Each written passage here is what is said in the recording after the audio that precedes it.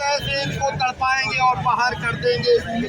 सत्ता से ही नहीं, बिल्कुल किसी काम का इनको नहीं है। क्यों उन्होंने 15% ये लोग 10% लोग, उसमें भी 10% में 3.5% लोगों ने सभी जगह में जमीन पे हिस्सा है, नौकरियों में हिस्सा है, शिक्षा में है, सभी जगह उन्होंने हकमारी की हुई है। सभी जगह ये देखो, जो करोड़ीमल थे फैसला यहाँ के राजस्थान के, वो आखिरी लड़ाई लड़ते मर गए, उनको आरक्षण नहीं दिया।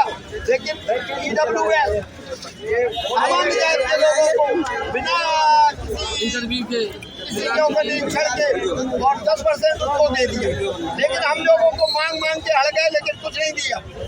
जो मंडल कमीशन की रिपोर्ट लागू की थी प्रधानमंत्री विश्वनाथ प्रताप सिंह ने, वो भी 27% OBC का आरक्षण नहीं दिया।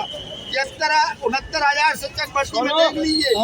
यूपी की जो सरकार माननीय मुख्यमंत्री योगी आदित्यनाथ जी कहते हैं, उन्होंने जो घोटाला किया है 19,000 और 6,000 का नाम ST लोगों को, SC ST लोगों को 25,000 लोगों के हकों किया घोटाला किया है, तो इनको जेल जाना पड़ेगा। जब हमारी सरकार बदलेगी, हम अपना अधिकार और हक लेके रहेंगे।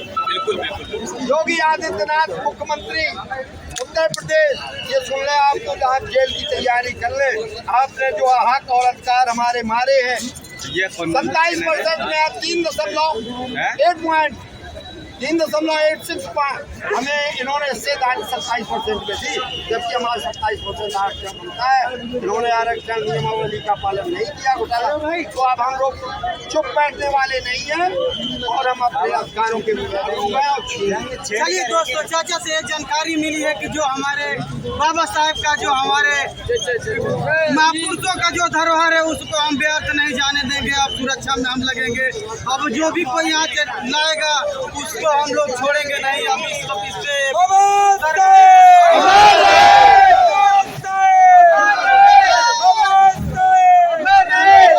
ज्यादा कुछ न कहते, जो संविधान विरोधी है, संविधान को खत्म करना चाहते हैं, मैं उनके लिए एक संदेश कहना चाहता हूँ, अमन छीन लूंगा, चमन छीन लूंगा। अगर इन मनुवादियों ने संविधान को छूने की कोशिश की, तो इनकी अति शरीर का कफन छीन लूंगा।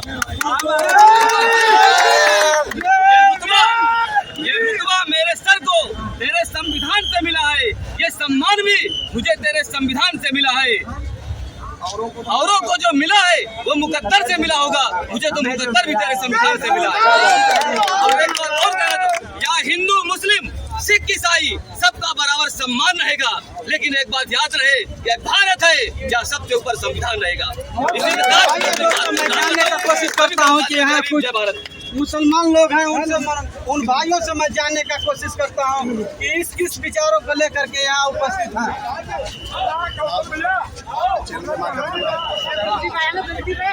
मैं गुलजार सिद्दीकी, समाज पार्टी संस्थापक सदस्य और राष्ट्रीय कोर कमेटी आपको बताना चाहता हूँ, इस देश में हमारे मुस्लिम समाज के लोगों पर बहुत ज़्यादा उत्पीड़न हो रहा है।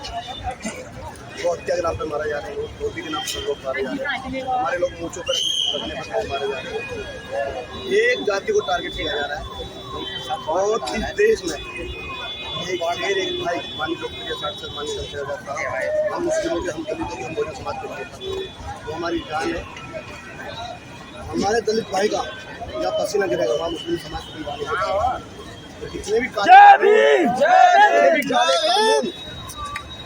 हमारे समाज के खिलाफ आएंगे, उनको जवाब देगा। और मैं आपको बता दूं, जितनी हत्याएं हो रही हैं, अभी उनकी भी बात करें, परिवार हमारे नबी के ऊपर कुछ मनुवादी लोगों ने टिप्पणी की, उसके विरोध करने थाने पहुंचे। थाना इंचार्ज ने, वहाँ के प्रशासन शासन ने उनके जो उनका मकान था, उनका निवास था, 23 करोड़ का मकान बना हुआ।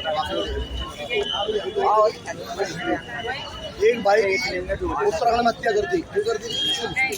मुस्लिमों को बहुत शोषण हो चुका है। 4 साल में समझाना चाहते हैं, प्यार से मान जाए, उनको ढी मारी वो ठंडा भाई ने बोला है संविधान की धज्जियां उड़ा रही है। ये गवर्नमेंट जो संविधान बिठाने की बात करती है, जनाब पहले तो हमारी छाती से गुजरना पड़ेगा। उनकी गोली के लिए हमारी छाती तैयार है, जो हमारे महापुरुष में पहले भी हंसते हंसते स्कूटी पर चढ़े थे। मेरा इंडिया गेट आपको नजदीक में, गेट पर नाम पढ़ना तो हम लोगों को हमारे महापुरुष। सर एक सवाल ये है, बड़ा नाम पाएंगे तो संविधान को तो हम आज अच्छी बात है, हम आज भी जानेंगे। यहाँ में अपना खून भी देना पड़ा, अपना बलिदान भी देना पड़ा, संविधान पर हम आज जाने। संविधान हमारी संविधान चलता है। संविधान तो सबको बराबर जीने का हक देता है, फिर भी कहने का मतलब ये गवर्नमेंट जो है संविधान की जो है धज्जियां उड़ा रही है और क्या कहते हैं जबरदस्ती कर रही है। सरकारें सब जानती हैं जी, संविधान हमारी जान है। संविधान हमें खाने की, पीने की, घूमने की, फिरने की, पढ़ने की, लिखने की, मूंछ रखने की, टोपी रखने की, नमाज पढ़ने की इजाजत देता है। हमारी ये कुछ मानसिकता के गंदे लोग, कुछ ही मुट्ठी भर लोग, वो हम लोगों को तोड़ने जाते हैं। अभी काले कानून पास करने की बात कर रहे हैं, जो हमारा दलित समाज है, पूरा एक सामाजिक परिवार है, उसको तोड़ना चाहते हैं। ना परिवार टूटेगा, ना हम लोग कभी एक होंगे, कभी हम अलग होंगे। हम सब लोग एक थे, दलित मुस्लिम साथ चलेगा, इतना करा संविधान पर हम लोग आज आने नहीं। सर मान लीजिए अभी कुछ ही दिन पहले चंद्रशेखर आजाद ने वीडियो से मैंने एक वायरल किए थे, ये रामलीला मैदान में होगा। अब ऐसा क्या समस्या हो गया तो एक बाइक के बयान बदला पड़ा? सरकार बंधु आपको पता है यहाँ पर कितने लोग थे? जी जी, जितने लोग स्टेडियम के अंदर थे उससे डबल तिबल गुना लोग हमारे बाहर थे। तो ये शासन, ये प्रशासन की चाल है कि हम लोगों को यहाँ पर बैठ करके बंद कर दिया जाए और हम आपस में बात करते हैं। अंडरग्राउंड में अगर प्रोग्राम होता तो पूरा देश में एक बड़ा मैसेज जाता। अब भी देश में एक बहुत बड़ा मैसेज गया है, वहाँ और ज़्यादा तादाद में लोग आते। यहाँ हमारे लोगों को गर्मी का सामना करना पड़ा, बहुत सारी परेशानी का सामना करना पड़ा। वहाँ पर अगर अंडरग्राउंड में प्रोग्राम होता तो एक बहुत बड़ा आंदोलन होता, अभी भी बहुत बड़ा आंदोलन हुआ है। और हमारे नेताजी ने अभी खोल दिए, अगली बार दिल्ली, पूरी दिल्ली जाम कर देंगे, पूरे देश में मिल जाएगा अंडरग्राउंड पूरा भरने का। फिर ऐसा ही कोई प्रॉब्लम होगा, फिर प्रशासन या सरकार ने आप लोग का नहीं दी सुनने में आ रहा था आपके चंद्रशेखर आजाद ने गए थे इजाजत लेने, ये सरकार इजाजत नहीं दी, इसमें क्या करना चाहती है? किसी की नहीं मानते, किसी की नहीं सुनते, जो पूरा समाज, पूरा देश के लोग उनके एक आवाज में चले आते हैं।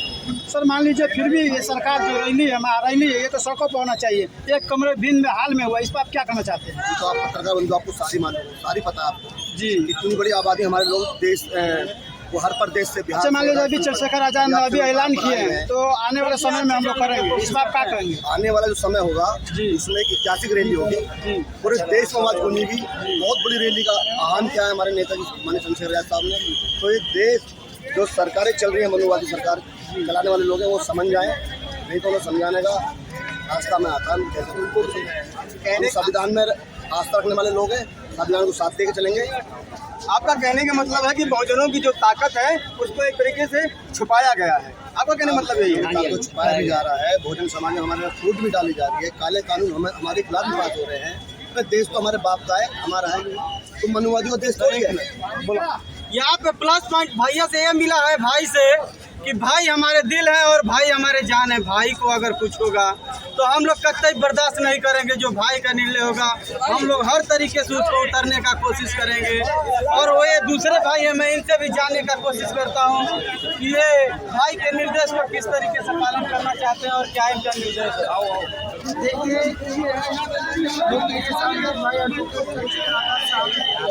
एक आवाज़ थी और पूरा मुस्लिम समाज, पूरा बहुजन समाज, पूरा दलित समाज और पूरे देश से यहाँ इकट्ठा हुए हैं और दिल्ली को नीला करने का काम किया है।